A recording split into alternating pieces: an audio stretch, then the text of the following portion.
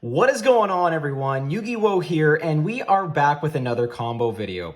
Today we're going to be showing you the power of the Assault engine in Mikanko and just why we exactly run it, not only as a means of getting to an Omni Negate in Baronne de Fleur, but also as another sort of route to bridging into our Mikanko engine, and we're going to do that all off of one emergency teleport. Before we begin, please, if you like these kind of videos, if you like the combo stuff, like, subscribe, ding that notification bell to make sure you are up to date on all that Mikanko goodness. As you might have seen, we have recently topped an event with the new list, which is absolutely amazing. We were so close to winning a playmat, but it's all good. The goo is working for us, and this particular combo or series of combos is really impactful and a part of that success.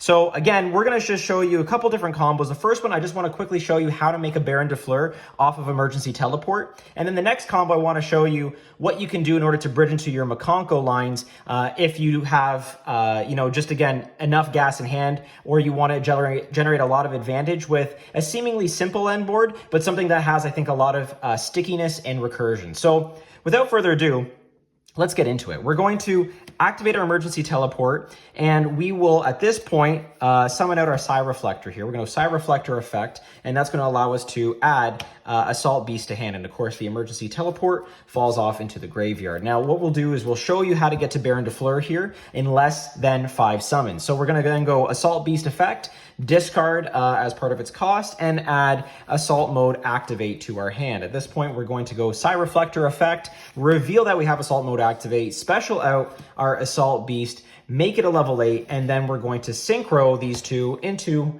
our favorite Power Tool Braver Dragon, okay? And at this point, we're going to activate Power Tool Braver Dragon effect to equip up to 3 equips from graveyard or deck. And of course, we're going to equip, in this case, Durendal. We're going to equip Maya Wishadori.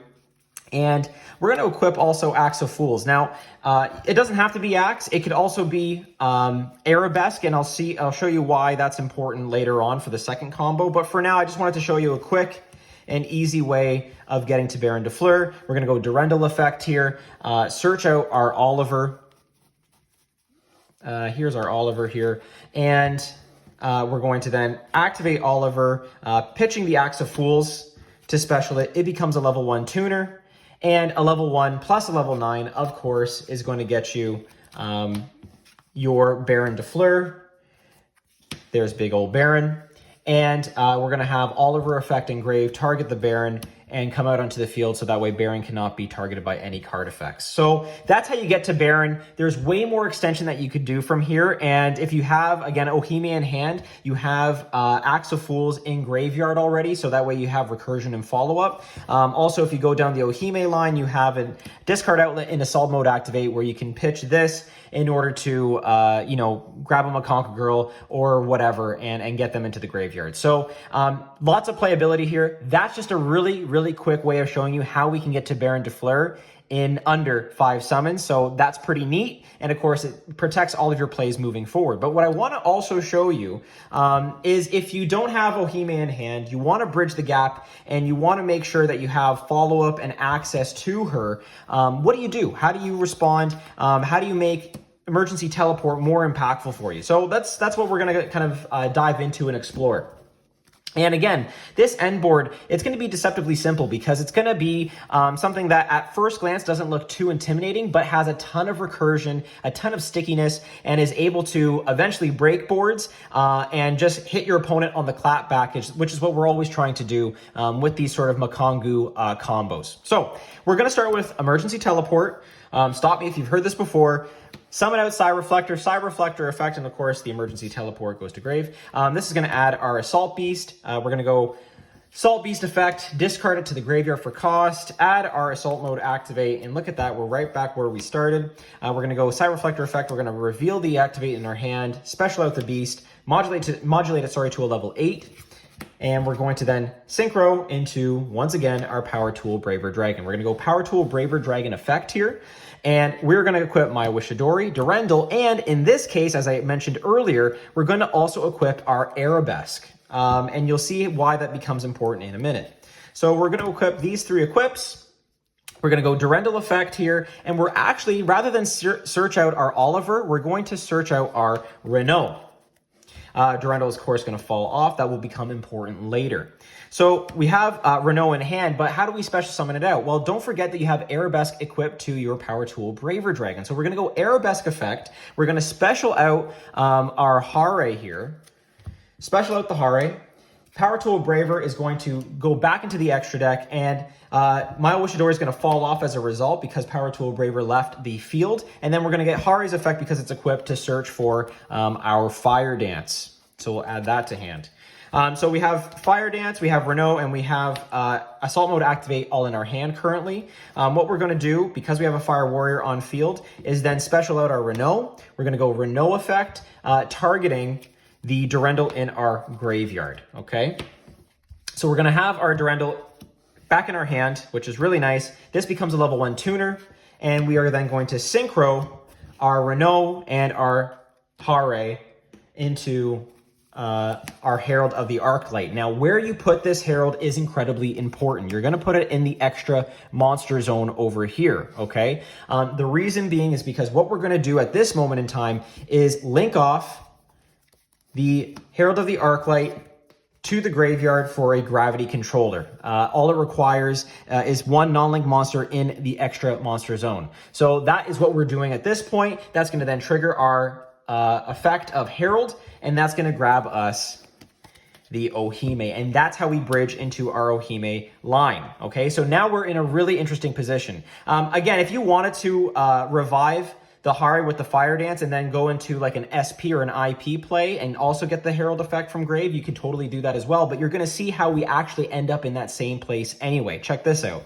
So we're going to go Ohime effect, reveal. We're then going to add our Ceremony as we do, and of course we have our discard outlet with Assault Mode Activate. We're going to discard that. We're then going to activate Ceremony here, special out Ohime. Ceremony is going to hit the graveyard. We're going to go Ceremony effect to banish, and then we are going to send our Huli to the grave, okay? We're then going to use our Fire Dance in our graveyard, or sorry, in our hand to non-target, bring back our Huli. And we're going to go Huli effect because it's equipped now to search for, in this case, we're going to grab a Rivalry, okay? So we have Rivalry, we have Durandal in hand. What we're then going to do is go into our graveyard and activate Maya Wishadori, targeting the Hare. And that is how we're going to bring Hare back onto the field. We now have two bodies that we can kind of play around with here, and still Ohime as our Mikanko body to proc the effect of our Rivalry, or make sure that that isn't dead. Okay, so we've got Huli and Hare here. We're going to link them off, and because Hare was brought back by Mayo, this is going to get banished. These are going to hit the graveyard here, and we're going to bring out, at this point in time, our IP, okay? So IP, of course, is going to be linked under the Gravity Controller arrow. What we're going to do now is then equip Durandal to the IP. There is a reason for that. And then we're going to set our Rivalry here. We're in a really good position, I think, to have some really interesting follow-up and clapback, as you're going to see in a little bit here. So what you can do is, when your opponent normal summons here or does something with a monster on field that you just want to maybe use as your own sort of link fodder, you can activate Rivalry here and then target their monster and equip Rondo to them. And at this point, we'll grab their monster here. Rivalry will then hit the graveyard. Again, important to note. So at this point, again, if they're trying to make plays or if they're trying to do something with their graveyard, whether it be through, targeting an equip spell or bringing something back from graveyard to field, I don't know, whatever the case may be, you can go IP effect and then link off the IP and the token or whatever, the monster that you stole. Link them off together, which means that Rondo's going to fall off to the graveyard and Durandal's going to fall off to the graveyard as well. And this is going to get you into a little night play. Now, again, you can also include the Gravity Controller for an Apo if you really wanted to. But check this out. We're going to go Chainlink 1 SP. We're going to go Chainlink 2 Durandal. And then Chainlink 3 Rivalry. Rivalry targeting Fire Dance. So we're going to go Rivalry here to banish. We're going to add the Fire Dance in our graveyard to our hand, which is going to be great for follow-up. And then we're going to go Durendal effect here, targeting, and then we should have called the target earlier, but Durendal targeting the Renault, special the Renault back, which is really cool. And then SP is going to banish something on field or in graveyard. So just keep that in mind. So at this point, we're going to start a new chain. Renault is going to target the Arabesque in our hand, or in our graveyard, sorry, and we're going to add that to our hand. So what's really crazy here is that, again, we've got the banish off of SP Little Knight. We've got a way to break boards and summon our own Mikanko Girl through Arabesque. We have Fire Dance here to bring back our Julian graveyard, which is really nice.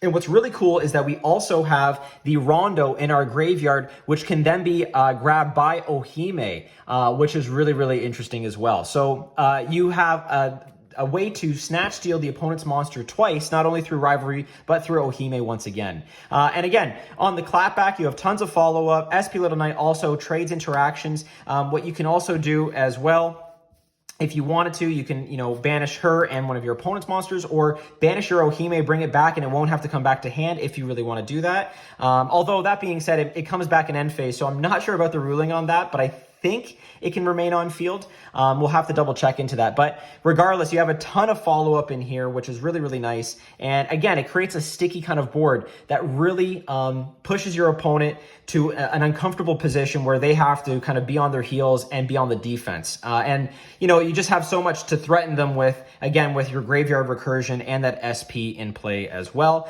Or you can break their board with an Arabesque too.